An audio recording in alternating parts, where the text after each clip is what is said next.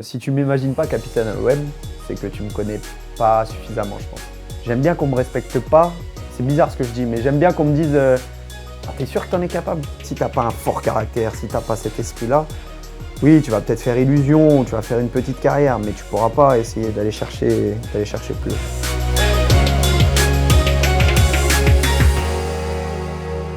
Je m'appelle Valentin, j'ai 28 ans et je suis né à Mâcon, en Saône-et-Loire. Je suis issu d'une famille de 3 garçons. Je suis le dernier de la fratrie. Mon père travaillait en banque, donc voilà. Et puis ma mère était professeure des écoles, puis directrice d'école. Donc je t'explique pas, à la maison, tu vois, c'était carré, c'était très carré. Et ça m'a aidé parce que je suis conscient d'avoir eu une très bonne éducation. Je dis souvent merci à mes parents et à mes frères pour ça parce que je sais que sans eux, je ne serais pas du tout là où j'en suis aujourd'hui. Parfois, on le dit sans trop le penser, mais moi, je sais que c'est la vérité. Donc voilà un peu l'entourage dans lequel j'ai grandi. Une famille de footeux à 100%. Mon père, le patriarche, il a toujours aimé le foot. Il a toujours joué au foot jusqu'en senior, jusqu'en vétéran même. Il a raccroché les crampons quand il pouvait plus physiquement, mais c'est la passion et c'est la passion qu'il a transmis à ses 2 premiers enfants d'abord, puis à moi. Ma mère aussi, qui faisait du basket quand elle était plus jeune, a toujours aimé le foot aussi. Et à la maison, on vivait foot, on parlait foot. Donc voilà, et puis dans le jardin, quand j'ai commencé à pouvoir marcher, mes frères m'ont mis un ballon dans les pieds, ils m'envoyaient au cage d'abord, parce que forcément il fallait un gardien, c'était plus marrant si le petit il allait se prendre des pralines dans le nez. Et quand je suis arrivé à Nantes, c'est à ce moment-là où j'étais en âge de commencer vraiment le foot. Donc j'ai signé ma première licence dans un bled à côté de Nantes qui s'appelle Saint-Herblain, le Choc, Saint-Herblain Olympique Club. J'ai fait 1 année. Et puis après, j'ai signé ma licence en débutant 2e année au FC Nantes. Donc j'avais 6 ans et demi, si je te dis pas de bêtises. Ensuite, de mes 6 ans et demi à mes... après la suite, voilà, j'ai fait toutes mes classes au FC Nantes. Cette époque, j'en ai des très bons souvenirs, mais j'en ai des mauvais aussi parce que quand j'ai eu 9 ans, je me suis fait une fracture des vertèbres et ça m'a fait stopper le foot pendant 1 an. Le premier médecin que j'ai vu, je me rappellerai toute ma vie. Je suis allé au rendez-vous avec ma mère et il me dit ouais, tu vas devoir arrêter le foot, mais c'est pas grave, il y a plein d'autres sports, tu peux faire de la musique, tu peux faire... Moi, il me disait ça, je le regardais comme ça, je suis sorti du rendez-vous, je me suis effondré. Et ma mère, elle pleurait aussi parce qu'elle voyait ma détresse. Elle s'est dit, mais c'est pas possible, ils vont pas lui enlever le foot, il a 9 ans, il va faire quoi et tout. Donc voilà. Et puis après, on a vu d'autres médecins qui ont dit, mais c'est n'importe quoi, bien sûr que tu vas pouvoir continuer le foot, il faut juste que tu prennes ça au sérieux, que tu consolides bien. Donc j'ai porté un corset pendant 1 an. Donc tu vois, à cet âge-là, quand tu vas à l'école, tu vois tout le monde faire le PS, le machin, toi tu restes avec ton corset. J'ai commencé les échecs, j'ai commencé la guitare, parce qu'il fallait bien trouver autre chose, mais ça me plaisait, mais pas autant que le foot. Donc à 9 ans, je me suis fait ça. À 10 ans, j'étais rétabli, j'ai joué. Et à 11 ans, rebelote de l'autre côté. Donc si tu veux, ma vertèbre elle était comme ça. Et il y a un arc qui tient à la vertèbre. Au début, il s'est cassé ici. Et puis après, il s'est cassé là. Donc rebelote, encore un corset. La croissance à ces âges-là, elle est super importante. C'est une épreuve quand tu es petit, que tu es passionné par quelque chose et qu'on te dit tu vas devoir arrêter. Déjà, tu dois avaler la frustration, la digérer. Et puis après, c'était un peu un ascenseur émotionnel, mais c'est surtout les mois là, où je jouais pas, où j'avais mon corset, où je pouvais pas courir, ça me manquait oui, donc oui, c'est sûr, ça m'a permis de comprendre des choses, peut-être de gagner en maturité et aussi d'être prêt pour les blessures d'après. Parce que quand il t'arrive ça à 9, 10, 11 ans, après, si tu te fais une blessure, tu vois, je me suis fait les croisés plus tard, mais ça, on y reviendra. Mentalement, tu sais ce que c'est une blessure longue. Et une fois que cette 2e année de blessure est passée, j'ai enfin pu être un peu tranquille avec les blessures. Donc ça, c'était à 12 ans. Après, tu passes sur grand terrain. Donc quand je suis passé sur grand terrain, forcément, j'avais un retard par rapport aux autres, que ce soit au niveau de la taille, mais au niveau physique aussi, parce que j'étais pas très costaud. J'étais frêle. Par contre, j'avais toujours mes pieds et ma tête. J'avais les deux. Et c'est ce qui m'a permis à chaque fois de passer, étape par étape, parfois vraiment limite. Je me souviens, il y a des années où le club me faisait comprendre que ça allait pas le faire. Et à chaque fois, j'arrivais à j'ai grappillé les années. Et jusqu'à 17 ans, j'avais que des contrats amateurs, tout le temps. Quand les autres signaient des contrats aspirants, quand les autres signaient des stagiaires, j'avais tout le temps amateur, amateur, amateur. Et chaque année, je savais que ça pouvait être la dernière.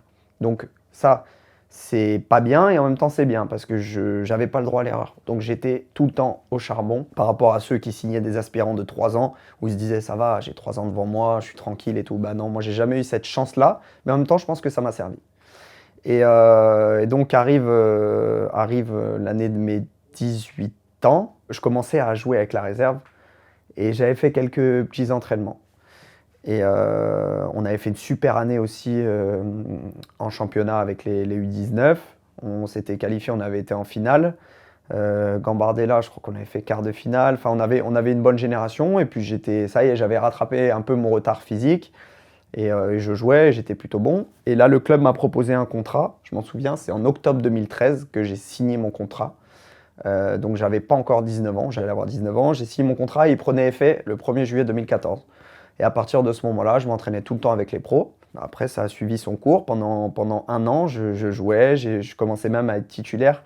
La saison 2015-2016, j'ai commencé titulaire avec Michel Derzakarian, pardon. J'ai fait les 10 premiers matchs. Le 10e, je marque contre 3 mon premier but en pro. Le week-end d'après, on va jouer à Caen. Duel au milieu du terrain, ballon entre deux. J'ai mon pied qui est un peu surélevé. Julien Ferret, il arrive de l'impact. Moi, j'en mets, mais sauf que mon pied n'était pas dans le sol. Mon genou, il tourne, croisé. Alors, comme je t'ai dit, j'étais prêt parce que les blessures, je les connaissais. Mais la frustration que tu as quand tu es jeune, que tu touches enfin du doigt ton rêve, que tu joues, que tu es bon, parce qu'à l'époque, j'avais bien commencé, et qu'on te met un coup là, qu'on te dit, ça y est, bah là, pendant 6 mois, 7 mois, tu es out, et avant de retrouver ton niveau, il va te falloir un an et demi. Oh, là, tu te poses des questions, tu te dis, mais qu'est-ce que j'ai fait pour mériter ça? Parce que je suis sérieux, je m'entraîne bien et tout. Et puis après, c'est là que l'entourage aussi rentre en jeu. Moi, j'ai eu la chance d'être externe au centre de formation. Ça, je ne l'ai pas dit, mais ça m'a servi à fond. Parce que c'est la guerre, c'est la jungle. En vérité, sur 200 jeunes de ma génération, il y en a 3, 4, 5 max qui vont faire une vraie carrière, tu vois. Donc on sait que les places sont chères. Et c'est la jungle, parce que ça vient de partout en France, faut pas faire de cadeaux, faut pas te laisser marcher dessus. Et moi j'étais externe, donc je rentrais chez moi, j'avais les plats de ma mère, je voyais mes frères, mes potes, j'étais au lycée avec mes amis, donc j'ai grandi normalement en ayant les bons côtés. Donc ça m'a beaucoup servi. Et à cet âge-là, quand je me suis fait les croisés, je m'en souviendrai toujours, quand j'ai appelé ma mère et je lui ai dit c'est les croisés, ah, c'était parce qu'elle voyait encore une fois la détresse, tu vois. Mais tout le monde était triste dans la famille, mais ils étaient là pour moi. Et ça, c'était trop important. Ça m'a aidé à aller à 40% dans ma blessure, d'avoir un noyau, tu vois, qui était autour de moi. Ça m'a énormément aidé. Donc, je me blesse le 23 octobre 2015. Je me fais opérer 6 jours après, le 29 octobre 2015. 6 mois après, je reviens. J'avais fait quelques semaines d'entraînement, tu vois, en tant que joker et tout. Et arrive le dernier match de la saison. Et on joue au parc. Et le coach vient me voir, il me dit, est-ce que tu veux venir avec nous? Je dis, bah oui, bien sûr, je viens avec vous, je viens avec le groupe et tout, trop content. Le jour du match, il vient me voir, il me dit, est-ce que tu as envie de jouer? Je dis, ouh, tu vois, en vrai de vrai, c'était une bêtise parce que je n'étais pas prêt, mon genou il était pas encore... mentalement, j'étais pas encore prêt, j'avais pas fait j'avais pas fait de match avec la réserve et tout, hein. Et moi, j'étais fou. J'étais jeune, tu vois, je pouvais pas dire non. Donc j'ai dit, bah ouais, il me dit, mais combien de temps tu veux jouer? Je sais pas, 10, 15 minutes. Il m'a fait rentrer un quart d'heure. J'étais trop content de rejouer, tu vois. Donc je suis parti en vacances, j'étais libéré. J'ai repris la prépa d'après. Mentalement, c'était différent déjà. Je me sentais mieux. Donc ça, j'ai trouvé ça très sympa. Ça, c'est un geste que j'oublierai pas. Saison d'après, j'ai commencé à jouer, à m'imposer. Après, à Nantes, on a eu des périodes un peu de vagues, de creux, où ça s'est plus ou moins bien passé. On a eu la saison avec René Girard, où à la trêve, on était 19e. Où après, il y a Sergio Conceição qui est arrivé, qui nous a permis de terminer 7e. Après, Sergio est parti. On a eu Claudio Ranieri, si je ne dis pas de bêtises. Une saison où j'ai beaucoup appris aussi. Après, je crois qu'on a eu Cardozo qui est venu. Ça n'a pas duré longtemps. Et c'est Vaid qui a repris, Vaid Halilhodžić, donc sacré personnage aussi. Tu sais, j'ai connu des sacrés coachs, hein. Sur toutes ces années-là, j'avais quand même une régularité, j'étais titulaire, je jouais, j'étais plutôt bon. Et puis c'est à partir de ce moment-là, ouais, à l'année avec Ranieri, où je sentais que je pouvais aller voir au-dessus. Mais je suis resté 1 an de plus. J'ai pris le brassard aussi. Je dis ça en toute humilité, mais en vérité, c'était logique. Parce que dans l'équipe, je m'entendais bien avec tout le monde. Moi, c'est ma nature, tu vois. J'arrive à être bien avec tout le monde. J'étais écouté et respecté par mes coéquipiers, de par mon parcours, tu vois. J'ai grandi à Nantes, je connaissais tout le monde. J'étais respectueux, mais j'étais juste. Et puis j'étais titulaire aussi. Donc voilà, c'était plutôt légitime. Donc capitaine à 23 ans, et puis après, la suite, on la connaît. Donc arrive cet été 2019. Il faut savoir qu'il y avait déjà des contacts avec Marseille depuis 1 an déjà. Où le club avait sollicité mon agent pour venir. En ayant discuté avec le FC Nantes, avec le président, il ne voulait pas trop me lâcher. J'ai dit ok, c'est cohérent, je reste encore 1 an de plus, mais par contre, vous me promettez qu'à la fin de la saison, si j'ai des belles opportunités, vous me laissez partir. Ok. On fait la saison, je fais plutôt une belle saison. Et arrive cet été, ou même un peu avant l'été, où les négos commencent avec l'OM. Beaucoup de réflexions de mon côté, parce que l'OM, ça se refuse pas. Mais, quand tu viens de Nantes, tu te dis, ok, la différence entre Nantes et Marseille, elle est énorme. Ça peut très très bien se passer et te permettre de te propulser, comme ça peut très mal se passer. Et là, c'est pas à Nantes que tu reviens, c'est que tu vas trouver un autre club où tu vas traîner les pieds et tu vas devoir te revenir petit à petit. Donc ça, c'était un choix qui n'était pas évident. Au début, dans mon entourage, la majorité des gens, ils m'ont dit « réfléchis bien ». Mais tu vois, ce « réfléchis bien » où c'est « fais attention quand même ». Et moi, je sais pas pourquoi, j'ai toujours été comme ça, j'adore les défis, tu vois. Mais parfois un peu fou. Et j'aime bien j'aime bien être stimulé. J'aime bien qu'on me respecte pas. C'est bizarre ce que je dis, mais j'aime bien qu'on me dise ah, t'es sûr que t'en es capable? Et là, je me suis dit non, mais là, faut que tu montres qui t'es. Tu peux pas te défiler comme ça. Et puis, comme je t'ai dit, Marseille, ça se refuse pas. Je sais pas, tu arrives ici à la commanderie et tu comprends direct en fait. Déjà, quand je jouais avec Nantes au Vélodrome, ça me faisait quelque chose alors qu'ils nous sifflaient. Je me suis dit, si tu as la possibilité de jouer ici, mais fonce. Et donc voilà, après les négociations, ça s'est pas du tout passé comme on l'espérait. J'ai signé ici en tant que joker médical parce que y a eu, les négos se sont passées comme elles se sont passées. Première saison, AVB, André Villas-Boas, que j'avais eu au téléphone pendant l'été, j'arrive un peu tard. Je mets 1 mois à m'imposer parce que l'équipe tournait bien, le milieu tournait bien. Ma première entrée, c'était à Monaco. On gagne 3-2 sur un match folklorique. Puis après, ça s'est enchaîné. On a fait la saison qu'on a faite avec des hauts, des bas, mais surtout beaucoup de hauts. Ça m'a permis de bien m'intégrer, parce que forcément, quand les résultats de l'équipe sont bons, les joueurs sont individuellement, on est plus performants, tout se passe bien. Deuxième saison, la campagne de Coupe d'Europe, c'était le huis clos avec le Covid, tout ça, donc c'est pas forcément un très très bon souvenir, même si c'est énorme de jouer la Ligue des Champions pour un joueur, donc j'oublierai jamais ce premier match en LDC. Mais tu avais cette série noire, ces 0 points que tout le monde te rabâchait. Donc ça, c'était pas fou. Après, donc fin de saison qui se termine un peu moins bien.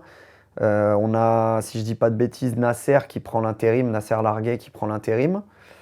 Et puis arrive Sampaoli, qui finit la saison avec l'objectif, c'est de se qualifier en Coupe d'Europe. Et j'ai pas des très très bons rapports avec lui. Enfin, si j'ai des bons rapports, mais je sens pour la première fois qu'un coach ne m'estime pas trop. Je revenais d'une blessure au talon, donc je me dis, allez, tu reviens de ça, il te fait pas jouer, peut-être que c'est ça. Donc là, je laisse le temps, on part en vacances. Et pendant la prépa, je reviens, pareil, tu vois. Et le pire, ça je le dis souvent, mais c'est la vérité, quand on faisait des exercices, il parlait des milieux de terrain, il me citait pas. Et là, ça m'a fait tilt, je me suis dit, tu peux pas laisser ça comme ça. C'est le foot, en vrai c'est le foot. Si un coach te dit, écoute, ton profil il me plaît pas, va voir ailleurs s'il te plaît, fais ton chemin. Ça, je respecte. mais je peux pas concevoir de pas tout faire en fait, de pas faire le maximum pour m'imposer. Donc à partir de ce moment-là, je me suis dit, tu portes tes cojones, tu vas le voir. Et donc je sollicite un rendez-vous avec le coach, je vais le voir et je lui dis voilà, je sens bien que je suis pas numéro un, ça je l'accepte, mais je me sens apte et je me sens surtout légitime à être dans la hiérarchie, à être dans la rotation. Et qu'est-ce que vous pensez, qu'est-ce que vous attendez de moi, et surtout qu'est-ce que vous imaginez comme suite pour moi. Parce que si vous me dites aujourd'hui, Valentin, tu joueras pas avec moi, ben, je respecte, comme j'ai dit, mais je vais chercher un autre projet. Il me dit, tu cours trop. Je dis, comment ça, je cours trop? Et après, j'ai compris, en fait. C'est qu'il me disait, tu as beaucoup d'énergie, mais tu cours partout. Et moi, j'ai pas besoin de joueurs qui courent partout parce que ça brouille mon jeu. En fait, lui, il voulait des mecs qui restaient dans leur zone parce que le jeu de possession qu'il avait, bah, c'était basé là-dessus. C'était ne jamais décrocher pour aller chercher le ballon parce que tu attires quelqu'un. C'était rester dans ta zone justement pour que tout le monde soit à sa place sur le terrain et que ce soit huilé. Et puis, je fais une prépa. Franchement, je fais une très bonne prépa. Je fais une très très bonne prépa. Et avec ce fameux poste hybride. C'était un poste hybride défensivement, donc latéral droit, vrai latéral, hein, aligné à la défense. Je revois les images des premiers matchs. Milieu de terrain adverse qui a le ballon, prêt à envoyer une longue diago dans le dos. Tous nos défenseurs, ils sont 2-3 quarts comme ça, prêts à partir. Moi, je suis comme ça, de face. On me voit comme un sgeg. Non, mais vraiment, je revois les images, il faudrait que j'en retrouve. C'est drôle. C'est drôle, mais c'est un poste que j'ai appris, tu vois. Défensivement, après, je me suis réglé. Et donc en phase offensive ou en phase de possession, bah, au milieu de terrain, avec Bouba en 6. Et grâce à ça, ouais, j'ai fait toute la saison titulaire. Je pense que c'est le plus gros défi que j'ai réussi depuis le début de ma carrière, parce que je partais de loin déjà dans la hiérarchie, et puis en plus de ça, c'est dur d'assimiler un nouveau poste, mais en plus quand tu joues en pro, parce que là, tu n'as pas le droit à l'erreur. T'as pas des ailiers qui font la fête la veille, qui sont encore à 2 grammes et qui essayent de te déborder. Tu vois, t'es pas en départemental ou en régional. Là, avec tout le respect que j'ai pour eux, hein. Mais là, t'as des dragsters sur le côté, des mecs techniques et tout. Donc, il faut vraiment être concentré et puis essayer de faire le moins de bêtises possible. Dans le sport de haut niveau, pas que dans le foot, dans le sport de haut niveau, c'est obligé d'avoir cette partie-là, de compétiteur, je vais te montrer, même. Ça y est, avec l'âge, je me suis calmé, mais tous les jeux, que ce soit des jeux de société, la Play, Mario Kart, tout ce que tu veux, je voulais gagner. Et c'était chiant. J'en prenais pas conscience, mais ma copine, mes amis, mais ils en avaient marre, parce qu'en fait, je voulais tout le temps gagner. Genre même un petit jeu où on doit prendre du plaisir, rigoler et tout, bah non, moi, tu vois, ça m'énervait de perdre. Et je pense que si tu n'as pas ça quand tu es sportif de haut niveau, tu peux pas réussir. Ou du moins, tu réussiras pas autant que ce que tu pourrais. C'était l'été, la reprise, on a vu qu'il y avait une période de flottement. On a compris qu'il y avait des désaccords entre Sampaoli et la direction, mais que ça se passait bien, tu vois. C'était pas, ils sont pas partis au clash, je m'en vais, ah oui, casse-toi et tout, pas du tout. C'était juste qu'ils n'étaient pas en phase, la direction et le coach sur le recrutement, pas les ambitions, mais vraiment, je pense que c'était le recrutement. Après, on sait pas tout. Et arrive Igor Tudor, qu'on ne connaissait pas, honnêtement. Nous, à Marseille, on n'en avait jamais entendu parler. Et puis, je pense que le coach, il est arrivé dans une démarche de montrer son autorité. Parce que c'est sa nature. Et je pense que quand il est arrivé, il a vraiment fait exprès, surtout lors de la prépa et tout, de serrer la vis, de nous tester un petit peu pour voir jusqu'où on pouvait aller en termes d'acceptation du travail, mais aussi dans le comportement, dans la rigueur, dans plein de choses. Donc il a changé, différentes choses. Et c'était difficile parce qu'on est passé d'une saison avec un coach, Sampaoli, qui nous faisait vraiment confiance. Confiance en dehors, sur le terrain, qui avait ses méthodes. Voilà, chaque coach a des méthodes différentes, mais vraiment, les deux, c'est des opposés. Et on passe à cette méthode-là avec Igor, où c'est vraiment rigoureux, c'est le sérieux à l'italienne, c'est la rigueur tactique, et beaucoup de courses, sans ballon, chose qu'on ne faisait pas avec Sampaoli. Donc ça fait pas mal de changements. Il a fallu digérer, mais moi, j'étais pas inquiet parce que j'aime bien ça, en vérité, ça me plaît. Ça me plaît, donc quand il est arrivé, c'est sûr, on a mis du temps à s'adapter à sa manière de jouer, à sa manière de défendre, à ce qu'il nous demandait. parce qu'on découvrait, mais j'étais pas inquiet. Il y a 1 an et demi, 1 an, je ne sais pas si je me serais imaginé capitaine à l'OM parce qu'on ne savait pas comment ça allait se passer. Dim, il a fait une super saison l'année dernière, donc pour nous, il n'y avait aucune raison qu'il joue moins. Steve n'était pas en partance encore. Donc voilà, on parle de Dim Payet et de Steve quand même. Donc c'est deux icônes de l'OM, des jours modernes et qui étaient là. Donc pour moi, c'était même pas une idée. Les deux, ils ont le brassard et c'est légitime et il n'y a personne qui va rien dire et qui va rien faire, tu vois. Donc c'était pas réfléchi. Maintenant, quand Steve est parti, je savais qu'il n'y avait plus trop de cadre. Donc naturellement, j'en suis devenu un de par mon ancienneté, ma connaissance aussi de la Ligue 1, parce que ça fait un moment que je joue. Et voilà, ça s'est fait spontanément. Si tu ne m'imagines pas capitaine à l'OM, c'est que tu ne me connais pas suffisamment, je pense. Parce que ceux qui me côtoient, après je peux me tromper, mais je pense pas. Ceux qui me côtoient, ceux qui travaillent avec moi, ceux qui voient comment je suis, je pense pas que ça les étonne plus que ça. Parce que j'ai toujours eu un leadership. Tout ce que je dis, attention, c'est en toute humilité, je ne me prends pas pour un autre, mais j'ai toujours eu un leadership naturel. J'ai toujours eu ça, j'ai toujours aimé que les gens me suivent et pas suivent les gens, tu vois. Donc à plus petite échelle, je pense que ça se retranscrit dans ma manière d'être en étant adulte, au quotidien, dans le travail. Et être capitaine à l'OM, c'est une fierté immense, bien sûr. Après, la pire erreur, ça aurait été de se dire oh, je suis capitaine à l'OM, je bombe le torse, respectez-moi et tout. Moi, c'est pas du tout mon caractère. Au contraire, ça me donne envie de montrer que le coach s'est pas trompé et que les gens peuvent me faire confiance.